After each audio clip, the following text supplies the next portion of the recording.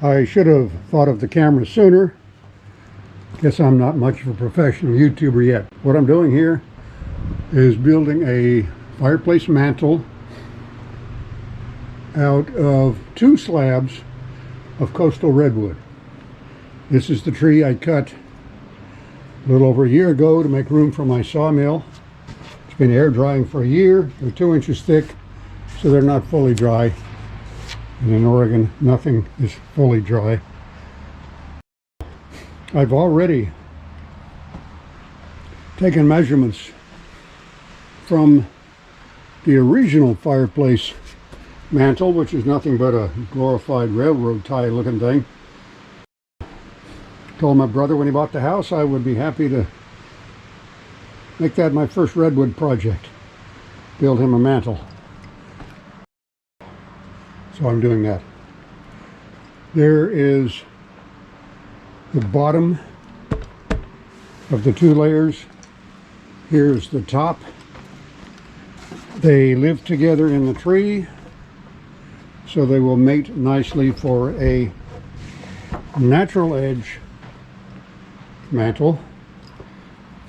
This has cupped a little bit, so I'm going to use my planer to get these trued up, and we'll go from there.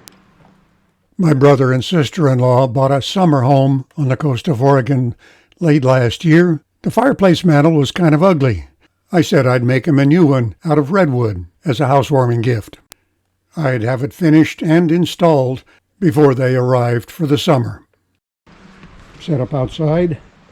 Don't have room for anything in my basement anymore, so pretty much everything's outside.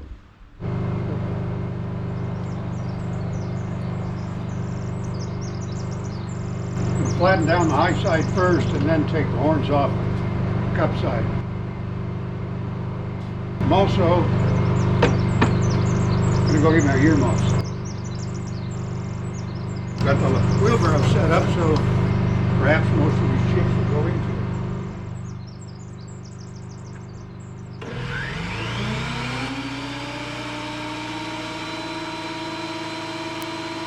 On the first few passes, the planer hits only the high spots left from irregularities in the sawmilling process.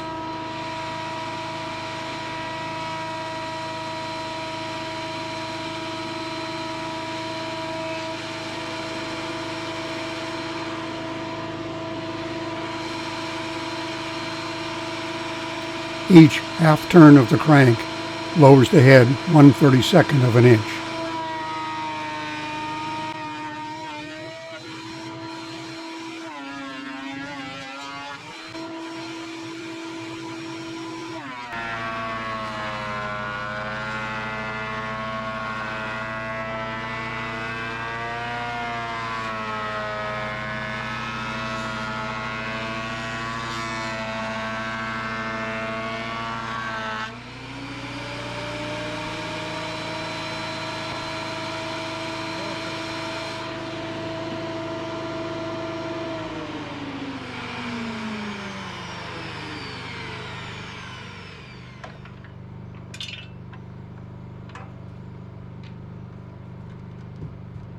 I'll just leave this off.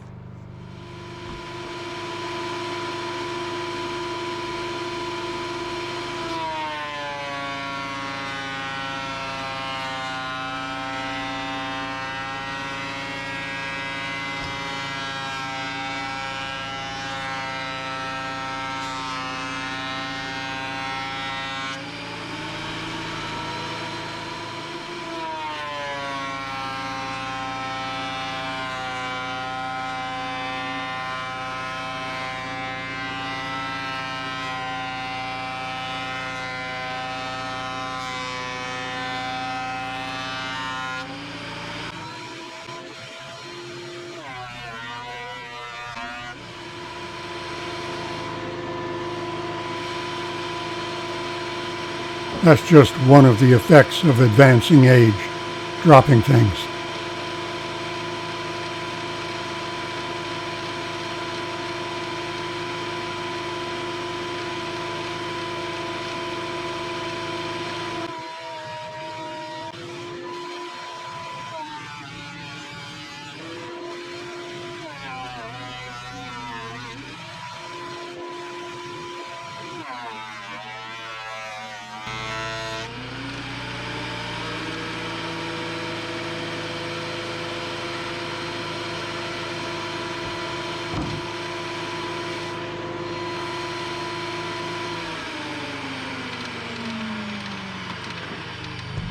So this is the downside that will sit atop the stone fireplace, whatever you call that, facing like this, bark off. The next one sits right on top of it. These will match. Get a little bit of a gap here.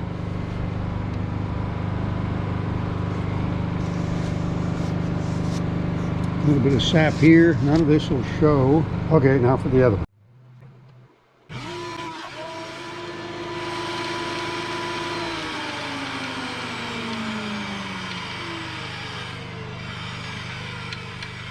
What this shows right off the bat is the sawmill cut was not flat, it was a little bit wavy, so this just took off the high spots.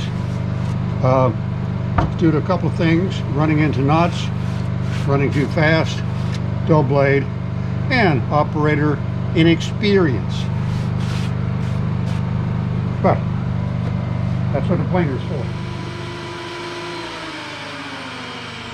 This is the bottom side of the top plank, so I don't mind a little bit unevenness at the back. This will not be glued down. It will be screwed down to the bottom plank, which will be bolted down with existing bolts. That's all I need to do now. Put bolt holes in the bottom plank. I'm going to elongate them slightly so that if the wood shrinks more, it shrinks away from the wall. And take off the top, loosen the nuts, slide it up to the wall, and retighten and refasten. This is the mantle that was in the house. Now all I need to do is reach in with a pencil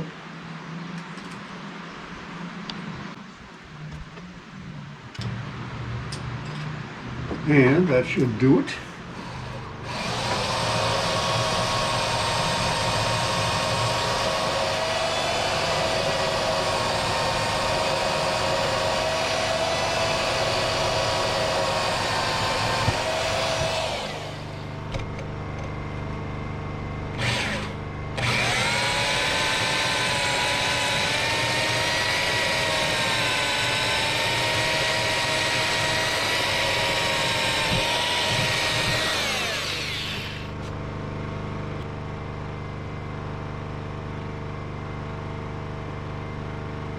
Straight, is it? Same thing over here.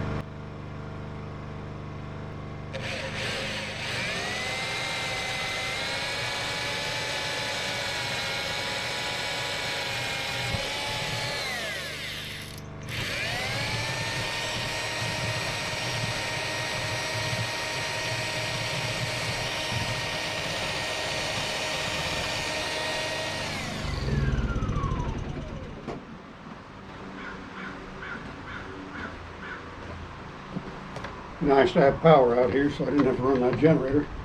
I'll have to wait for another day.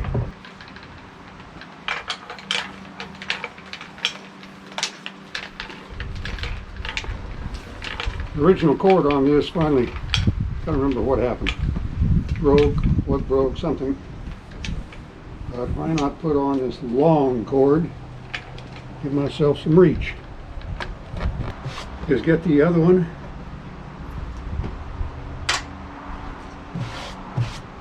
Turn this over, put the other one on it, and mark where I need to countersink.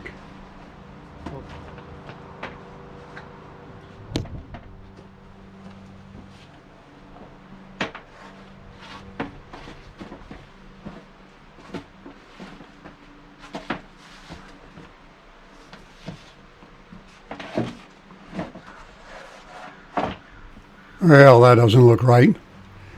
The end grain is a nice match, but you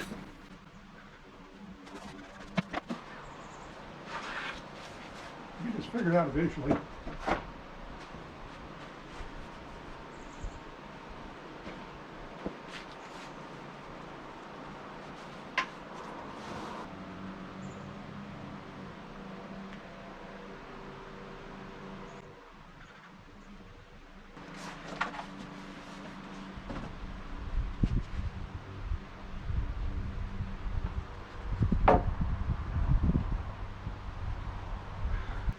Plenty big.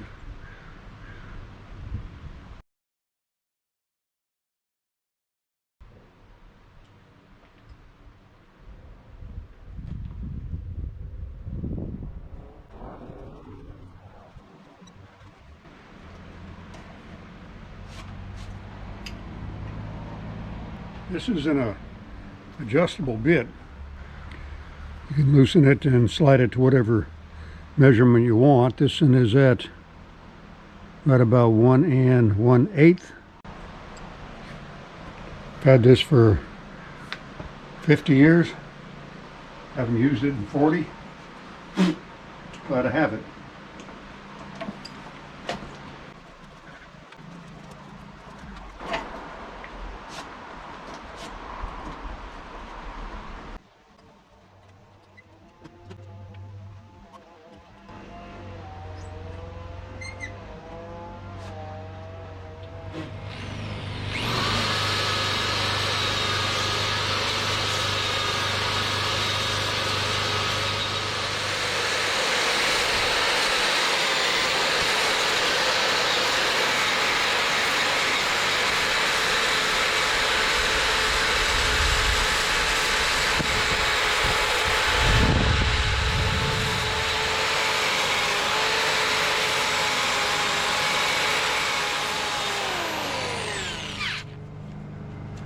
Probably better if I peeled that off with a knife first.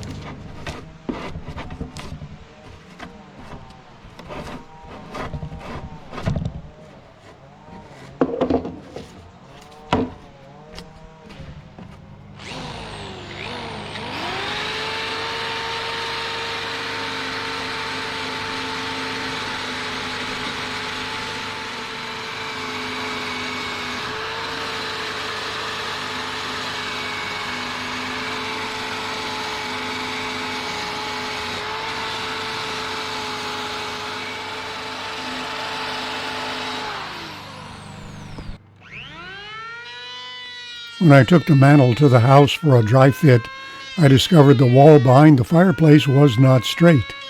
I used the electric planer to reshape the back of the mantel to make it fit.